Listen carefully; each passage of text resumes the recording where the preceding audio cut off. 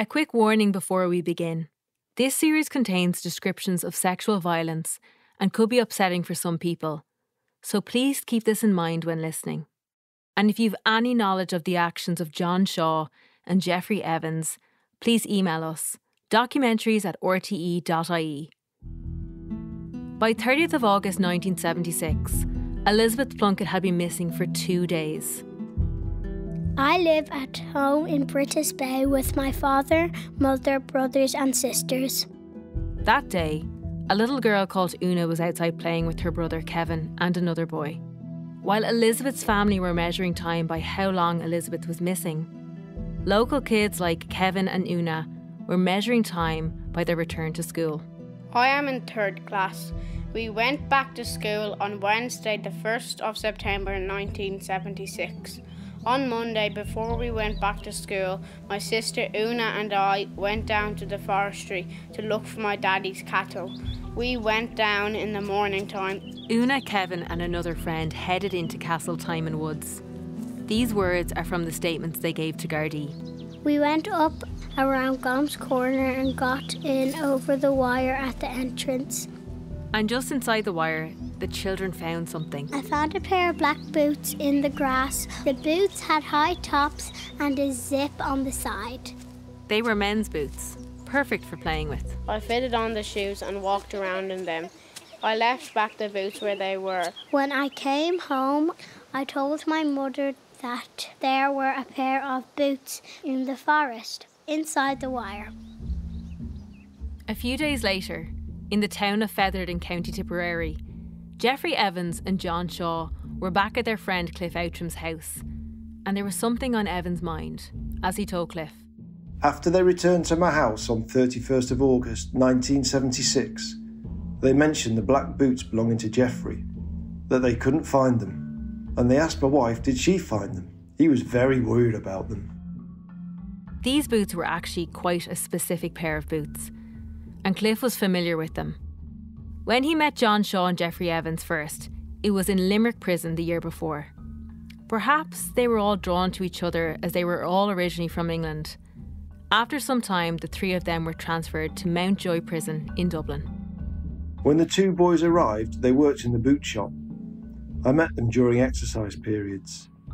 Shortly after they started to work in the boot shop, Jeffrey showed me 2 steel heel tips and asked me could I get any screws to fit them.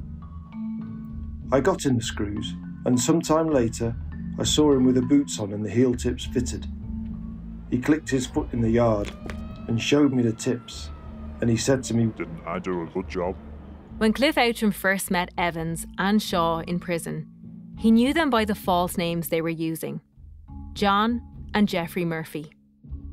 The truth about who these men really were was about to be cracked open.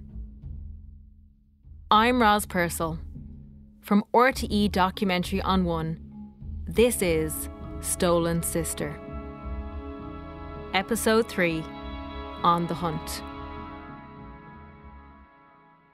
On September 4th, 1976, at Castletimon Woods, the people searching for Elizabeth had found some of her possessions, some bits of clothing, her watch and scarf.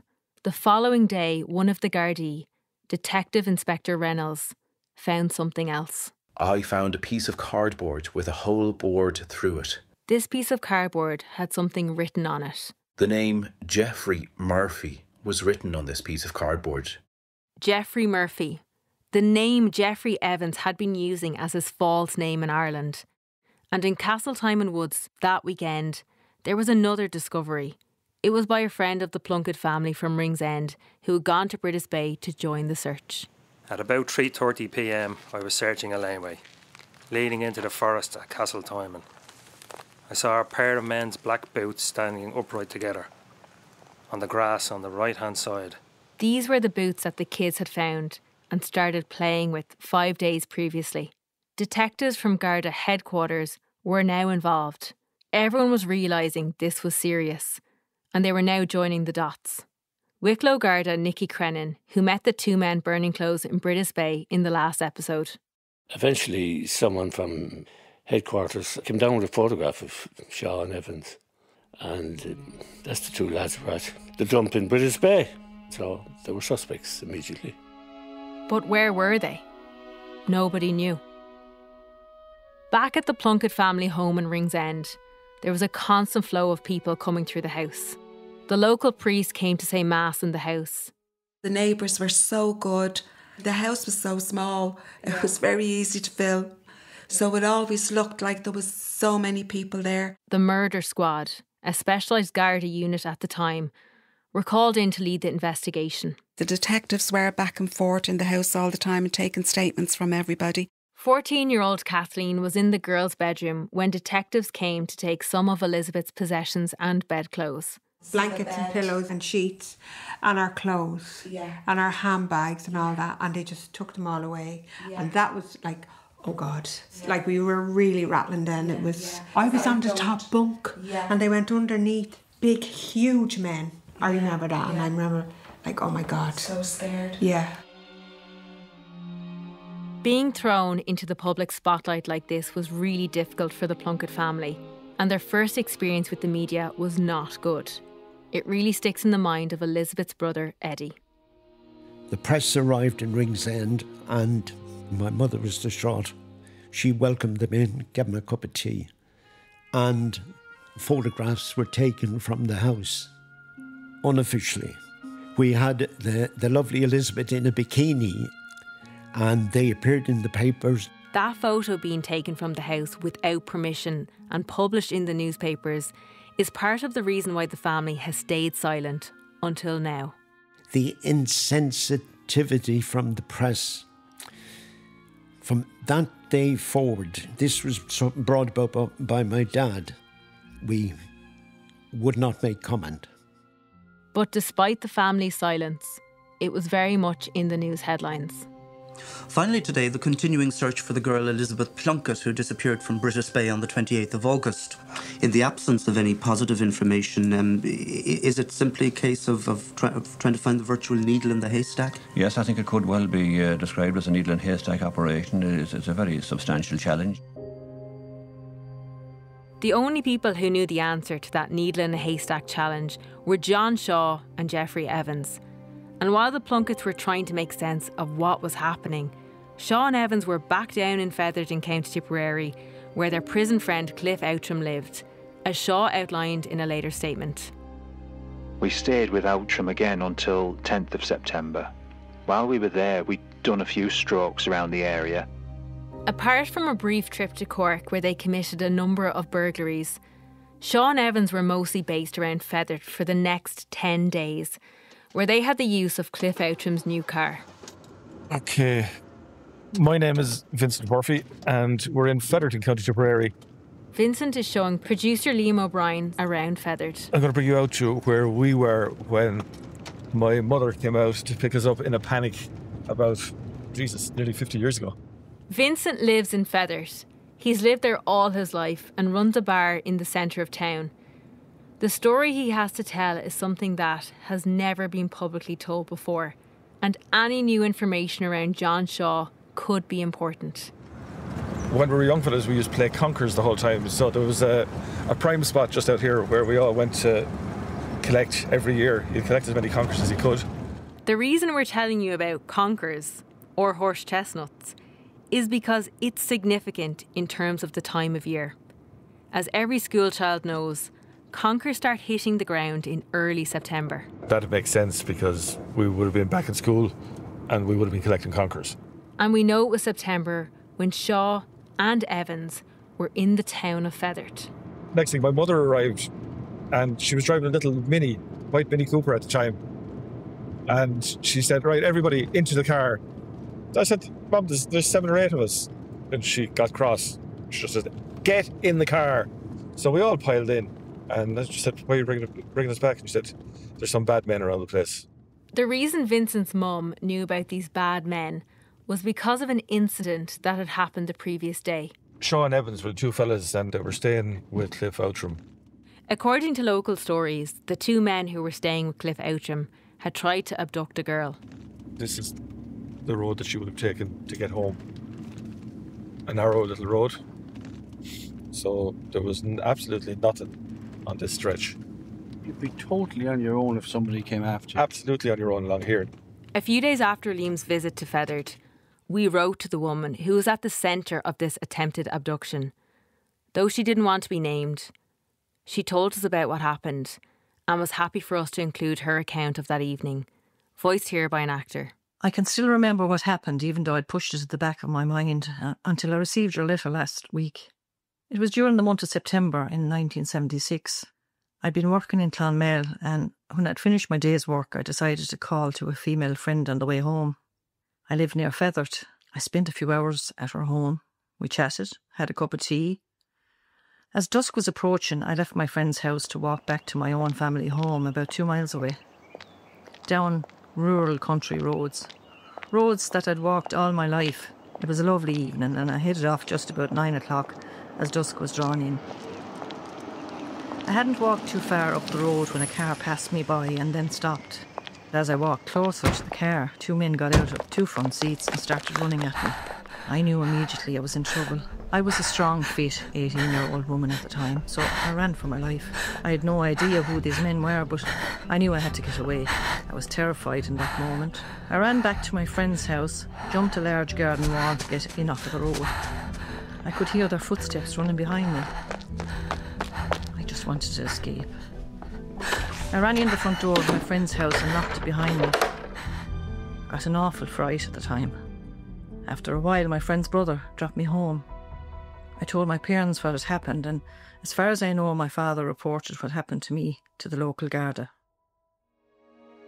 That girl escaped with her life. And maybe that had something to do with Sean Evans deciding to leave Feathered. Who knows? But in the days after, the 2 men obtained fake driving licences in nearby Clonmel under the names Ray Hall and David Ball. And shortly after that, they left Cliff Outram's home in Feathered, with Cliff driving them away. I left home at about 2:30 p.m. on the 10th of September 1976 and drove to Limerick City with the 2 accused. I asked them where they wanted to get off in Limerick, and they said the railway station. They had about £90 on them when I left them, and they were carrying a blue sleeping bag each, a kettle, a screwdriver, and a brace and bit. They did not say where they were going. That day, September 10th, 1976, was a day that would, under normal circumstances, have been a day of celebration in the Plunkett family. Elizabeth's sister, Bernie. When Elizabeth went missing, my 18th birthday was in the September. It was on the 10th of September. Like, all celebrations stopped. They really did. Later that evening, Sean Evans arrived into Limerick City. September 10th was the day they were meant to sign in at a Dublin Garda station as part of their bail. Wicklow Garda Nicky Crennan. Shaw and Evans, as they were on bail from Dublin court, they were due to be extradited. The men were due in the UK to face multiple charges, including the rape of 3 women. But by now, they were essentially on the run. The detectives had taken statements from locals in Britis Bay, and the car that had been seen by witnesses led Gardaí to Feathered and Cliff Outram's house. A posse went to Tipperary to intercept them or search them or find them. They had left Tipperary when the guards got there. Gardaí only missed them by 3 days. John Courtney was the head of the murder squad. Detective Courtney is deceased now, but he was part of the group that went to Tipperary.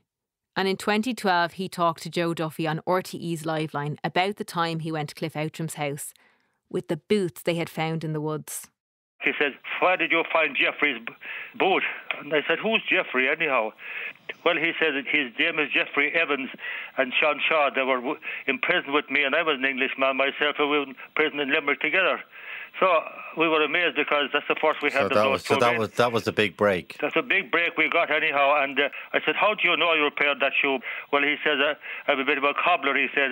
But we checked with the Limerick prison. Oh yes, we have 2 fellas by the name of Murphy's. Around this time, an alert was sent out to Gardaí right across the country. John Shaw and Jeffrey Evans were to be captured on sight. Back in Ringsend, Bernie and Kathleen were consumed with wishing Elizabeth would come back home. You used to have that dream where you'd meet her and say, oh, my dad's going to kill you. Where were you? We were looking everywhere. Yeah, if my dad gets you, you're going to be in big trouble. Where have you been? And I constantly kept having that dream. People around the country were talking about the case, including a young woman called Mary Duffy, who lived in Castlebar in Mayo. Mary was one of 7 siblings, and her little sister Anne was the same age as Kathleen at the time, only 14. Mary was 4th in the family, 4th eldest, yeah. I was the youngest of 7. As you know, Elizabeth's family have never spoken publicly about their story until this series. Mary Duffy's family have also rarely spoken. But now, Mary's youngest sister Anne is also breaking the silence that she has held for the last 49 years. She's doing it because she knows the Plunketts still have unanswered questions, and she wants to help them if she can. Like Kathleen, Anne's memories are of a big sister that looked out for her. Oh, Mary, she was lovely. She was always buying things for me, and she was really, really good-hearted. The Duffys were a farming family. I remember when we were out in the hayfield and there was a little baby frogs, and Mary caught the little baby frog and she put it down my back. She was always character, like she was always make you happy, like. On Sunday 19th of September, Anne has a particular memory of Mary. I remember Mary coming in, and I can still see her coming in the back door from Mass on a Sunday, and it was the Independent she had. That day, the Sunday Independent ran an article about Elizabeth. Sunday Independent, September 19th, 1974. Missing girl. Britons sought. A nationwide search is on for the 2 Englishmen who are wanted for questioning in connection with the mystery disappearance of Dublin girl Elizabeth Plunkett. The Englishmen, aged 29 and 33, have a number of previous convictions. Dad was at the table and I was assisting Mother with getting Dad's breakfast, and she said, Dad, look what's on the paper, isn't it terrible? And there was tears in her eyes, and she said, isn't that awful? Mary had no idea she'd soon come face to face with the 2 Englishmen herself, and that by the following Sunday, tragically, her name will be in the newspapers too. As the hunt for Sean Evans continued, Gardaí didn't know they were travelling under the identities of Ray Hall and David Ball, and were by now in Galway, where they'd bought a caravan in Barna. The next thing they needed was a car, and they stole one. A Ford Cortina in Clifton. Jeffrey Evans explains in a statement taken later. We changed the number plates on that car. It was a green car first, but John and I painted it black. When Evans says they painted it, they just used ordinary paint. It was far from a professional job. They drove this car around, looking for houses to break into and also looking for more victims. Another young woman had a miraculous escape. A member of the Garda murder squad at the time was Jerry O'Carroll. In a 2012 interview on RTE's Liveline, Garda O'Carroll claimed that there was a young woman, a nurse, who had been given a lift by 2 Englishmen just outside Galway City. She got a bad feeling in the car. Evans was driving and she prevailed on him. She said she wanted to answer a call in nature. And she got out of the car in outside Ardenmore and went into a pub and came out through a window. Back on the roads in the west of Ireland, Sean Evans were continuing to hunt for their next victim. It was now the 22nd of September, 1976. We drove to Spiddle and turned right to Moycullen and left to Marm Cross. We got £5 worth of petrol there. This random stop off to get petrol at Marm Cross would end up being a very significant moment for the investigation. Out in Connemara, there wasn't a lot of crime, and people who were strangers would catch the eyes of locals, especially when they were driving a strangely painted car. Garda Jim Boland was stationed in Salt Hill in 1976. 2 people called to Joe Kane's petrol station in Marm. Joe Kane came out to fill the petrol and he noticed that the car was hand-painted and he wrote down the number of the car.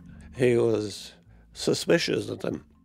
That day, 23-year-old Mary Duffy was doing the first of 2 jobs she did. She was always a hard worker. Even on her day off, she'd be helping in the farm, and, you know, she had 2 jobs. She worked in the shop, in Stewart's shop, in the daytime. And in the evening, Mary went to work at her second job, as a cook in a cafe in Castlebar. Actually, she wasn't meant to be working that night. It was her night off.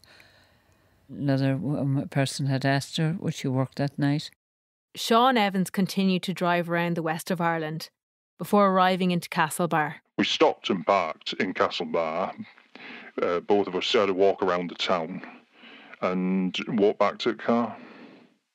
It was around the time Mary would have been finishing work, and she went to find a telephone kiosk. Mary kept walking out then, and she went to the kiosk, and one of them kiosk was broken, and the other one, I think she got through then on the second one.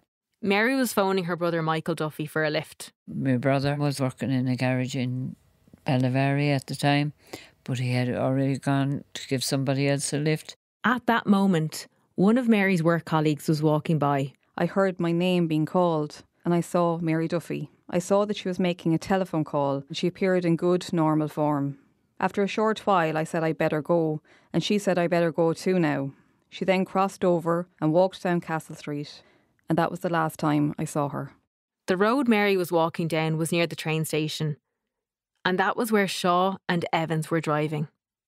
And a warning, the details of what happened next are upsetting. Just as we got near the railway station, John asked me to stop. He got out and walked back down the road. I asked him what he was doing, and he said he was going to get this girl, and he pointed. And I looked and I seen a girl standing at a telephone box. Unaware that she was being watched, Mary decided to start walking until her brother arrived.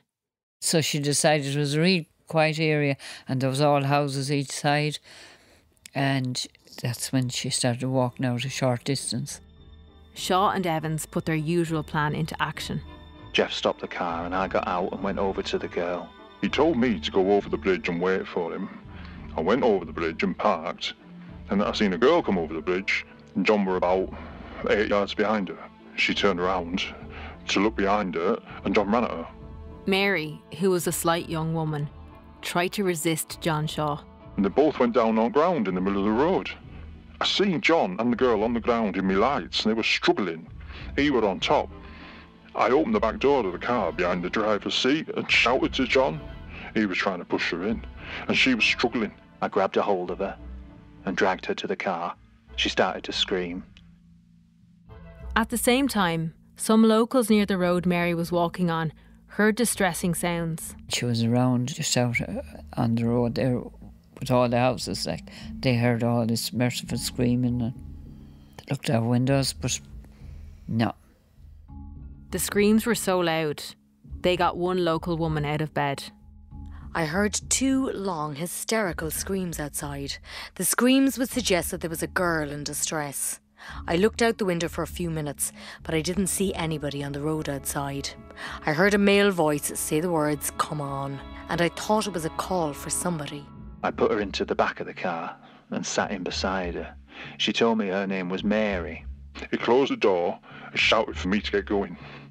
Mary's brother Michael had now arrived into town to pick Mary up. I came in the Brayview Road and I didn't see Mary anywhere. I took a run around the town, but I didn't see any trace of Mary. When I got home at 12:30 a.m. approximately, Mary hadn't arrived home. By now, Sean Evans had Mary in the car and were driving away south. They drove to Balnahinch in Galway.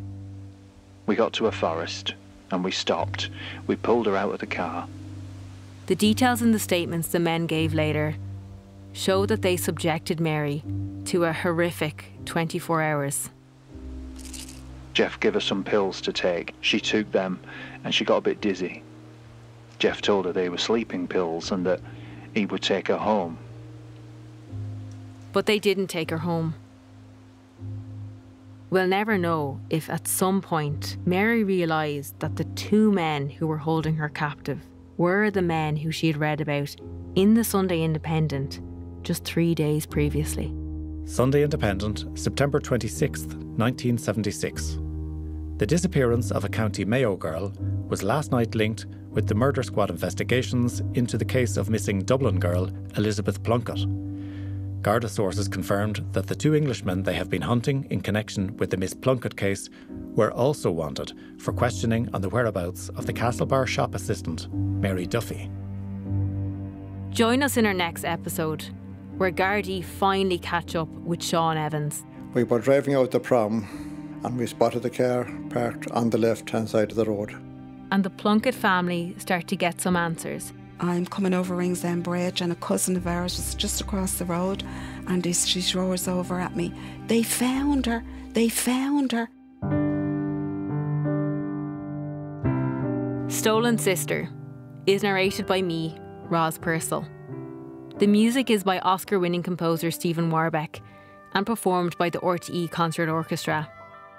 Readings in this episode were by Patrick Dunn, Jonathan Francis, Larry Hartney, Ada Hartney, Regina Hennelly, Sinead Mooney, Dave O'Flanagan, Andrew Snade, Alan Torney and Anne Williamson. And sound design and orchestra recordings are by me, Kieran Dunn. Production assistance is by me, Shauna McGreevy. And the series is written and produced by me, Nicoline Greer. The executive producer is Liam O'Brien. If you've been affected by any issues raised in this episode, please visit rte.ie/helplines. Until next time, thanks for listening.